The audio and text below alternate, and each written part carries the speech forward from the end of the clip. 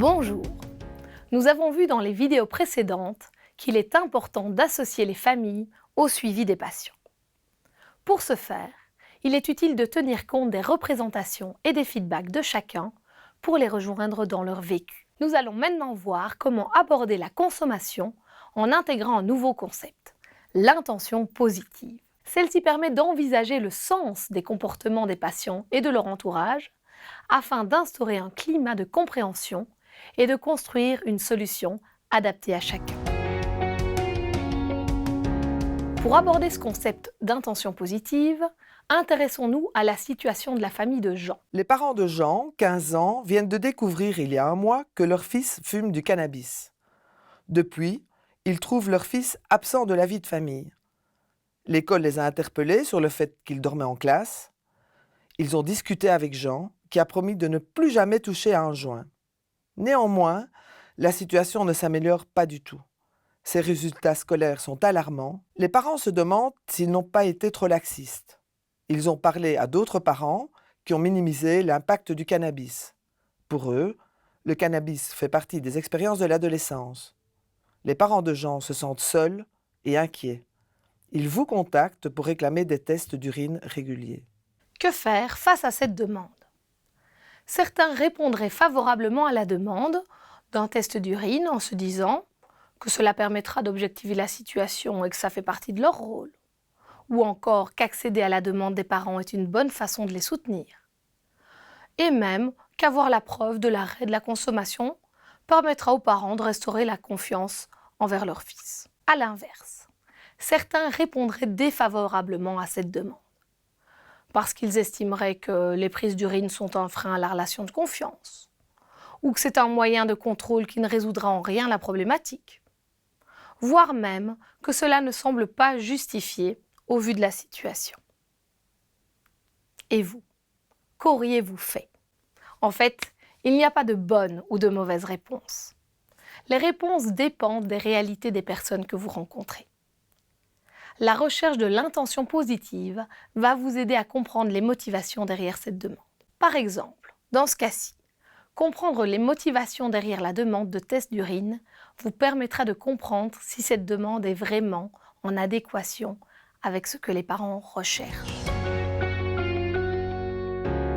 D'une manière plus générale, la notion d'intention positive part du présupposé qu'à travers ses comportements, chacun de nous cherche à satisfaire ce qui est important pour lui. Ainsi, je suis en train de vous parler, ce qui est un comportement.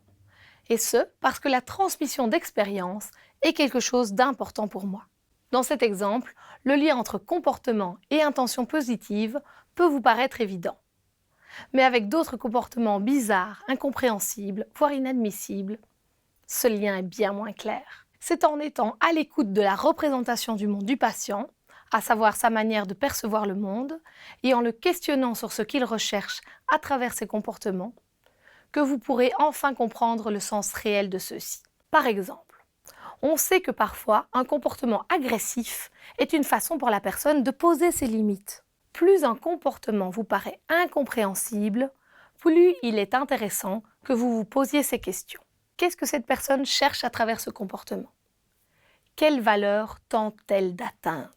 Tant que les réponses à ces questions continuent à être floues, vous devez continuer à vous questionner et à questionner le patient jusqu'à pouvoir comprendre ce qui amène cette personne, avec sa représentation du monde, à formuler cette demande. Qu'est-ce qu'elle cherche à obtenir pour se sentir mieux dans la situation?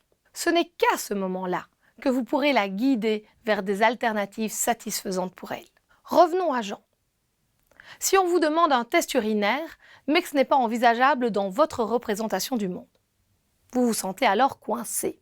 Chercher l'intention positive amène des alternatives tout en restant à l'écoute de la demande des parents. Dans le cas de Jean, en les questionnant, vous pourriez par exemple découvrir qu'à travers la demande de test d'urine, les parents cherchent à rétablir une relation de confiance. Vous pourrez alors analyser avec les parents si le test urinaire permettra de restaurer cette confiance ou s'il est souhaitable d'envisager d'autres solutions. Ici, vous pouvez demander aux parents « En quoi est-ce important pour vous d'obtenir ces tests d'urine ? Que se passerait-il de différent pour vous Si vous connaissiez le résultat du test, ils pourraient vous répondre que, par exemple, ça leur permettrait d'à nouveau faire confiance à leur fils. Ou peut-être encore de déterminer s'il a besoin d'aide, ou de le protéger en contrôlant régulièrement son sevrage. Les intentions positives sont liées à des valeurs importantes pour les personnes. La confiance, l'aide, le bien-être, la responsabilité, la santé, ou encore la protection, la compétence, etc. Comme vous le voyez, les attentes derrière ce test d'urine peuvent être variées. Parfois, ces attentes sont cohérentes par rapport à ce qui est mis en place, mais parfois pas. Par exemple, les parents de Jean cherchent à rétablir une relation de confiance avec lui. Le test d'urine peut s'avérer donc contre-productif par rapport à cette confiance. Lorsque la solution apportée par les parents vous semble ne pas être la plus indiquée par rapport à leur objectif, les aider à en prendre conscience sera déjà une intervention thérapeutique. Les parents pourront dès lors envisager des alternatives plus en adéquation avec ce qu'ils recherchent. C'est ainsi que du changement est apporté à la situation. De la même façon, vous pouvez aussi aider les parents à s'intéresser à l'intention positive du jeune avec des questions telles que « Qu'imaginez-vous que votre fils cherche dans cette consommation ? Qu'est-ce que cette consommation lui apporte dans sa vie ?» Ils pourront découvrir par exemple que le jeune cherche à s'intégrer dans un groupe d'amis, à se réconforter d'un chagrin d'amour, à créer un état de détente permettant l'endormissement.